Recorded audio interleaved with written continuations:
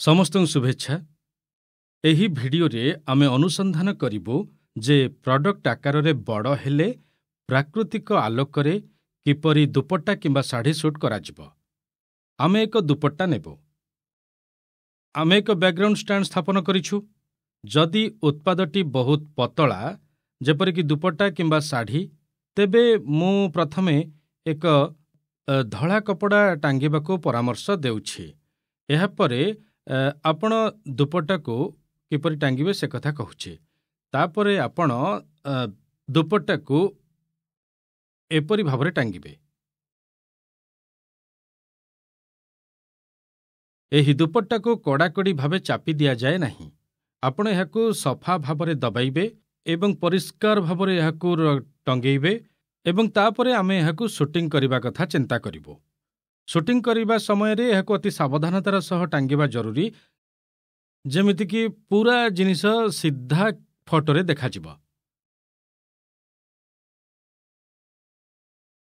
ଏବଂ ଏହି କ୍ଷେତ୍ରରେ ଆଉ ଗୋଟିଏ କଥା ବିଚାର କରିବାକୁ ହେବ ଯେ ଆମର ଆଲୋକ ଉତ୍ସ ହେଉଛି ବାହାରୁ ଆସୁଥିବା ସୂର୍ଯ୍ୟ କିରଣ, ଯେଉଁଥିପାଇଁ ଏହି ପାର୍ଶ୍ୱ ଅଧିକ ଅନ୍ଧାର ଦେଖାଯାଏ। ଆଉ ଏହି କ୍ଷେତ୍ରରେ ଯଦିଓ ଏହା ଆପଣଙ୍କ ଉତ୍ପାଦର ଆକାର ଉପରେ ନିର୍ଭର କରେ, ଆକାର ଅନୁଯାୟୀ ଆପଣ ଏହି ପାର୍ଶ୍ୱରେ ଏକ ଧଳା କପଡ଼ା କିମ୍ବା ଏକ ଧଳା ପୃଷ୍ଠ ଟାଙ୍ଗି ପାରିବେ। କିମ୍ବା ଏମିତି ମଧ୍ୟ କରିପାରନ୍ତି ଯେ ଆପଣ 4ଟି ଥର୍ମୋକୁଲ୍ ଚାଦର ନେଇପାରିବେ, ସେମାନଙ୍କୁ ଏକା ସାଙ୍ଗରେ ସଂଯୋଗ କରିପାରିବେ ଏବଂ ଏହି ପାର୍ଶ୍ୱରେ ରଖିପାରିବେ।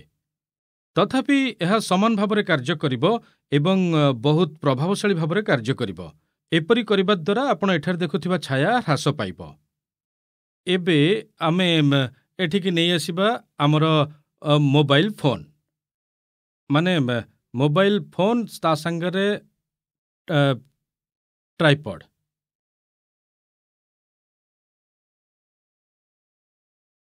ଆପଣ ଦେଖିପାରିବେ ଯେ ଆମେ ଟ୍ରାଇପଡ୍ ସହିତ ଫୋନ୍କୁ ସୁରକ୍ଷିତ ରଖିଛୁ। ଆଉ ବର୍ତ୍ତମାନ ମୋବାଇଲ ଫୋନ୍ରେ ଦେଖାଯାଉଥିବା ଫଟୋକୁ ତ ଆପଣ ଦେଖିପାରୁଥିବେ। ଏବେ ଆମେ ଏହାର ଏକ ଫଟୋ ନେବୁ।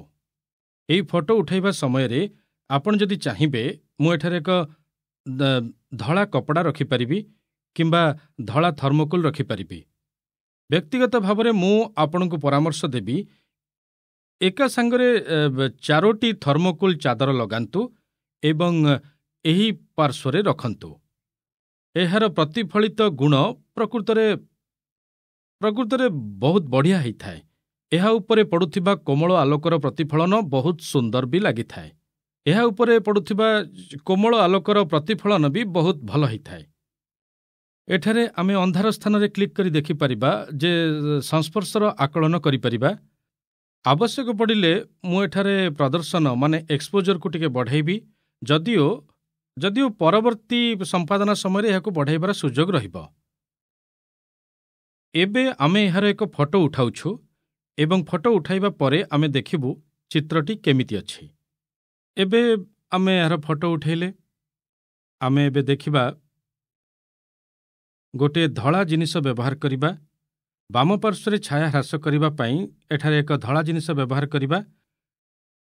ଏଠାରେ ଆମେ ଧଳା ଥର୍ମୋକୁଲ୍ ବ୍ୟବହାର କରୁଛୁ। ଏହି ଧଳା ଥର୍ମୋକୁଲ୍ ବ୍ୟବହାର କରିବା ପରେ ଛାୟା ଟିକେ ଟିକେ କମିବାରେ ଲାଗିଛି ବୋଲି ସ୍ପଷ୍ଟ ଦେଖାଯାଉଛି।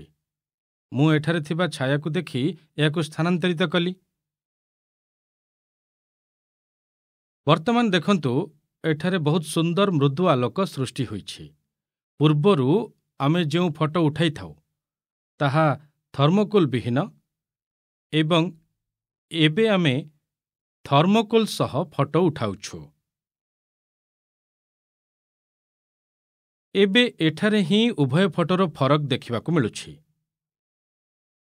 ଏହା ହେଉଛି ଥର୍ମୋକୁଲ୍ ବିନା ପ୍ରାକୃତିକ ଆଲୋକ ଥିବା ଫଟୋ, ମାନେ ଥର୍ମୋକୁଲ୍ ନାହିଁ କି ରିଫ୍ଲେକ୍ଟର ନାହିଁ, ଏବଂ ଏହା ହେଉଛି ରିଫ୍ଲେକ୍ଟର ସହିତ। ଆମେ ସେମାନଙ୍କ ମଧ୍ୟରେ ପାର୍ଥକ୍ୟ ଦେଖିପାରୁଛୁ। ଏଠାରେ ଛାୟା ପ୍ରାୟ ଦୂର ହୋଇଯାଇଛି। ଏହି ଉପାୟରେ ଆମେ ଯେତେବେଳେ ଶାଢ଼ୀ କିମ୍ବା ଦୁପଟ୍ଟା ସୁଟ୍କୁ ମୋବାଇଲ ଫୋନ୍ରେ କଏଦ କରିଥାଉ, ତାହେଲେ ଏବେ ଯେଉଁ ଯେଉଁ ପଦ୍ଧତି ମୁଁ ସବୁ କହିଲି, ଯଦି ଏହିସବୁ ପଦ୍ଧତିକୁ ଆପଣେଇ ଅନୁସରଣ କରାଯାଏ, ତେବେ ଆପଣ କମ୍ ଖର୍ଚ୍ଚରେ ସହଜରେ ଭଲ ଫଟୋଟେ ଆପଣ ଉଠାଇ ପାରିବେ। ଆଉ ଏକ ଜିନିଷ ଯାହା ମୋ ପାଇଁ ଜରୁରୀ ମନେ ହୁଏ ତାହା ହେଉଛି ଏହି ଫଟୋ ଉଠାଇବା ସମୟରେ ପଛରେ ଏକ ଧଳା କାନ୍ଥ ରହିବା। ମୁଁ ଏହି ଫଟୋକୁ ଅପସାରଣ କରିପାରିବି, କିନ୍ତୁ କିଛି ବି ପଛରେ ନ ରଖିବା ଭଲ ହେବ। ଏବେ ଆମେ କାନ୍ଥ ନିକଟରେ ଶାଢ଼ୀ କିମ୍ବା ଦୁପଟ୍ଟା ରଖିବାକୁ ଚେଷ୍ଟା କରିବୁ। ଫଟୋ ଉଠାଇବା ପୂର୍ବରୁ ଆପଣ ଏହାକୁ ଯୋଡ଼ିପାରିବେ। ଏହି କ୍ଷେତ୍ରରେ ଫାଇଦା ହେଉଛି ଯେ ଯେତେବେଳେ ଆପଣ ଏପରି କରନ୍ତି, ତେବେ ଆପଣଙ୍କୁ ଧଳା ପୃଷ୍ଠଭୂମିର ପୃଥକ ଆବଶ୍ୟକତା ନାହିଁ ଏବଂ ଏଠାରେ ଆପଣ ବ୍ୟବହାର କରୁଥିବା ତୁର୍କୀ ଅଛି। ଯଦି ଏହା ଶାଢ଼ୀ କିମ୍ବା ଦୁପଟ୍ଟାରେ ଅଛି, ତେବେ ଆପଣଙ୍କୁ ଏଡିଟ୍ କରିବାର ଆବଶ୍ୟକତା ନାହିଁ। ଯଦି ଆପଣ ଏହାକୁ ଭଲ ଭାବରେ ସଜେଇ ଦେବେ, ତାହେଲେ ଚିତ୍ର ପ୍ରସ୍ତୁତ କରିବା ବହୁତ ସହଜ ହେବ। ଯଦି ଆପଣ ଫଟୋକୁ କ୍ରପ୍ କରିବେ, ତାହେଲେ ଏସବୁ ବହୁତ ସହଜରେ ହେଇଯିବ।